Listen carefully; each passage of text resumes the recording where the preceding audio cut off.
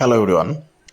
আজি মই কেইটামান অতি পাৱাৰফুল টেকনিকেল এনালাইচিছ টুল আপোনালোকক দেখুৱাম আৰু প্ৰত্যেকজন হাইলি ছাকচেছফুল ট্ৰেডাৰে এইকেইটা এপ্লিকেশ্যন ফাইনেন্সিয়েল ট্ৰেডিঙত ইউজ কৰে। আৰু ফাৰ্ষ্ট মই লৈছোঁ ৱৰ্ল্ডৰ এটা ফাৰ্ষ্ট ক্লাছ ট্ৰেডিং ছিষ্টেম বা all in one technical analysis method ইচিমকো। ইয়াত মই ফাৰ্ষ্ট ইচিমকো লৈছোঁ।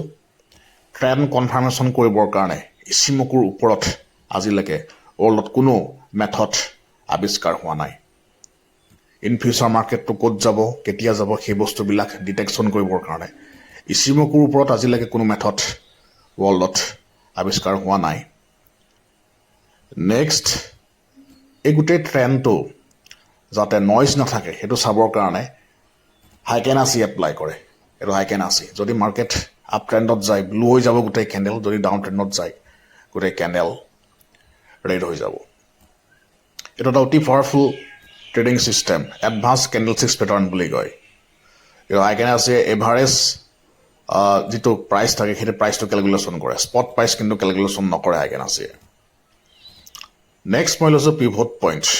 এইটো পিভট পইণ্ট, এইটো ফিবনাচি বুলি কয়, বহুতে ফিবছ বুলি কয়, বহুতে ফিবনাকি বুলিও কয়। এটা ফিবনাচি লেভেল, ইয়াত মাৰ্কেটটো ইন ফিউচাৰ ক'লৈকে যায় সেই বস্তুটো চাই প্ৰাইচ টাৰ্গেট লগাবৰ কাৰণে ফিবনাচি এপ্লাই কৰে। আমি যিকোনো ষ্টক যেতিয়া কিনিম যিকোনো প্ৰাইজত ইন ফিউচাৰ ক'লৈকে যাব, আপ ট্ৰেণ্ডত গ'লে বা ডাউন ট্ৰেণ্ডত আহিলে ক'লৈকে আহিব তাৰ টাৰ্গেট লেভেলটো চাবৰ কাৰণে ফিবনাচি এপ্লাই কৰে। আৰু ইয়াৰ পিছত মই এপ্লাই কৰিছোঁ ট্ৰেণ্ড ৰাইডাৰ। ট্ৰেণ্ড ৰাইডাৰটো এটা AI বেছড ট্ৰেডিং টেকন'লজি হয়, বহুত পাৱাৰফুল হয় ট্ৰেণ্ড ৰাইডাৰটো, কাৰণ ইয়াত 10টা ইণ্ডিকেটৰ কম্বিনেশ্যন হৈ পেলাই এই বিশেষ টেকন'লজিটো ক্ৰিয়েট হৈছে। আজি MACD, ADX, RSI এনেকুৱা ধৰণৰ ধৰক ষ্টকেষ্টিক বহুতকেইটা টেকন'লজি এপ্লাই হৈ এইটো ক্ৰিয়েট হৈছে। ATR লাগি আছে।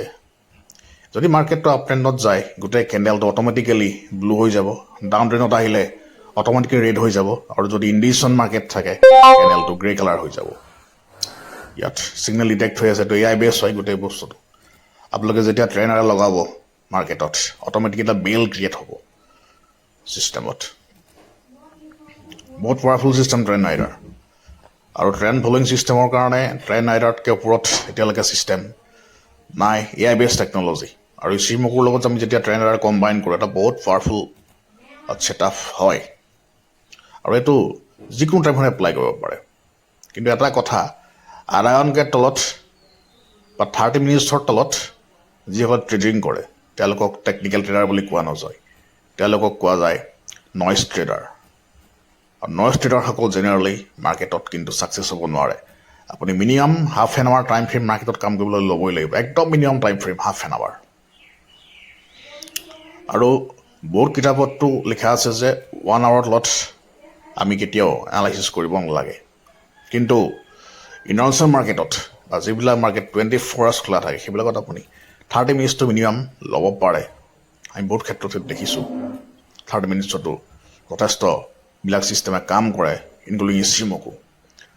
ইয়াত মই লৈছোঁ ষ্টকেষ্টিক হিষ্টগ্ৰাম, অতি পাৱাৰফুল টেকনিকেল ছিষ্টেম হয় মাৰ্কেটৰ অভাৰবট অভাৰচোল ছিষ্টেম জুখিবৰ কাৰণে, বা ইয়াত 50% জোনটো চাবৰ কাৰণেও ষ্টকেষ্টিক এপ্লাই কৰা হয়, ষ্টকেষ্টিক অচিলেটৰ। আৰু ইয়াত এইটো এটা AI বেছ ষ্টকেষ্টিক হয়, নৰ্মেল ষ্টকেষ্টিকৰ নিচিনা নহয়। ইয়াত হিষ্টগ্ৰামটো অট'মেটিক লাগি আছে, যিটো আপ বা ডাউনৰ যিটো লাইনবিলাক এইটো হিষ্টগ্ৰাম বুলি কয়। গতিকে এই টেকন'লজিবিলাক এপ্লাই আজি ৱৰ্ল্ডৰ প্ৰত্যেকজন ট্ৰেডাৰে কৰে।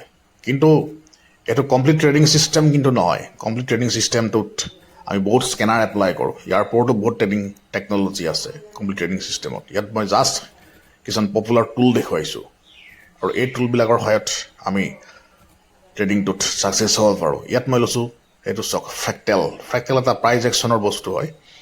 যিসকলে প্ৰাইজ একশ্যন ট্ৰেডিং কৰে তেওঁলোকৰ কাৰণে ফ্ৰেক্টেল অতি ইম্পৰ্টেণ্ট। ফ্ৰেক্টেলৰ যিটো পাৱাৰ সেই পাৱাৰটো যথেষ্ট পাৱাৰফুল এটা